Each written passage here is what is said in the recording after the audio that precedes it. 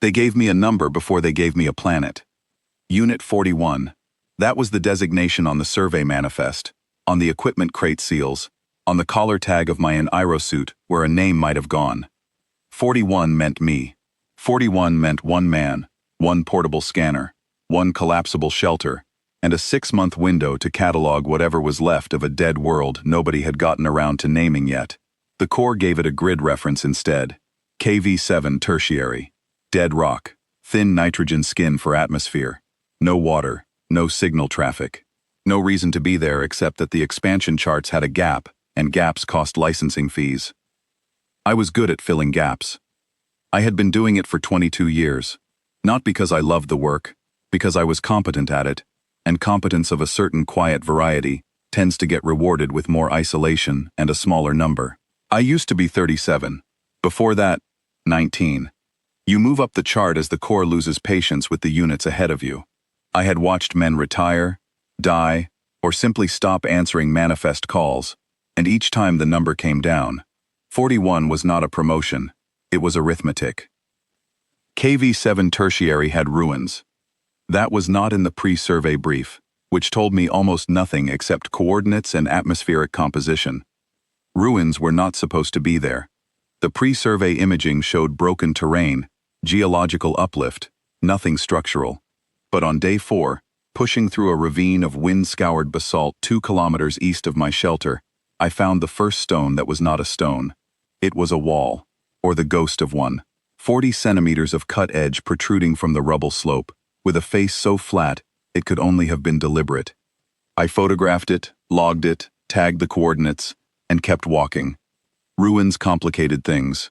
Ruins meant xenological review, a freeze on survey completion, months of committee correspondence from men who had never been off station. I did not need ruins. But the wall led to another wall, and another wall led downslope to a plaza, or what had been one, broad and wind-scoured and paved with interlocking stone tiles that fit together without mortar, without gap, with a precision that made my scanner stutter trying to find the seam. I stood in the middle of it for a long time. The wind came off the escarpment in low pulses. The light on KV7 tertiary is thin and pewter blue. The sun a hard white point too far away to warm anything. At the far end of the plaza it stood. I logged it as a geological feature first. Force of habit. A monolith, I wrote. Approximately 11 meters vertical. Obsidian-class basalt. Possible natural formation. That last phrase was a lie I told the manifest before I told myself the truth, which was that no natural process produces a column that tapers at the precise rate this one did, or inscribes itself from base to crown, with channels cut at angles that repeat in a pattern too regular for erosion and too complex for coincidence. I walked to it. The inscription channels were clogged with grit and mineral deposit. Centuries of it, maybe longer. I pulled my survey brush from the kit, the small one, the one I used for clearing dust off scanner contacts, and I started brushing. Not because the manifest required it, because I wanted to see what was underneath. I worked from the base upward. The channels were deep, cut with something harder than any tool I carried, and as the grit came away, they showed a consistency I had not seen in 41 grid references of alien ruin cataloging. Every channel was a continuous line, not a series of marks. One line, folded back on itself 10,000 times, the way a single thread will become cloth if you give it enough crossings. I brushed and brushed. The wind pulled the grit away as fast as I cleared it. The blue-white light of KV7's sun fell across the exposed channels at a low angle and made them look, for a moment, like veins. My palm was on the stone. I had not decided to put it there.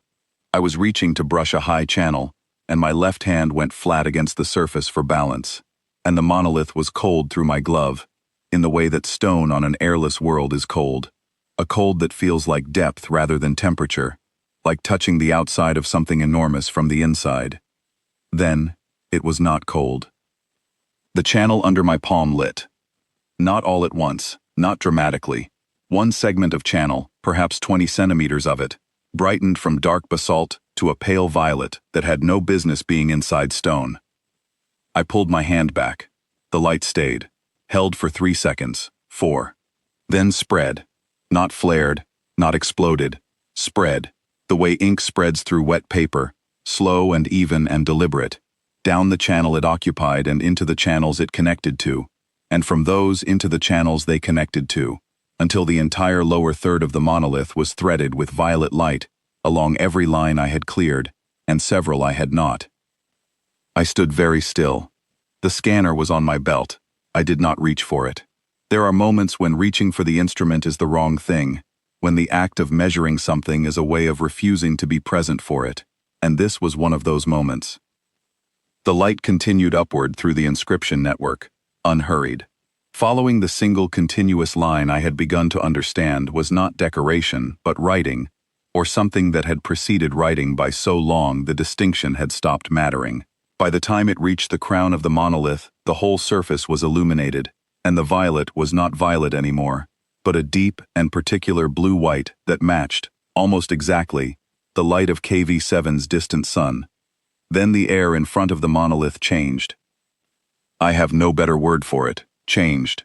The way air above hot pavement changes, except cold, except precise. A column of altered atmosphere 2 meters tall, and perhaps half a meter wide, directly between me and the inscribed face. Within it, something formed. Not a projection, not an image, text. The same script as the channels, tight, repeating, folded. But this was not carved, this was composed. And whatever composed it was doing so now, not 10,000 years ago, not in a dead language waiting to be parsed.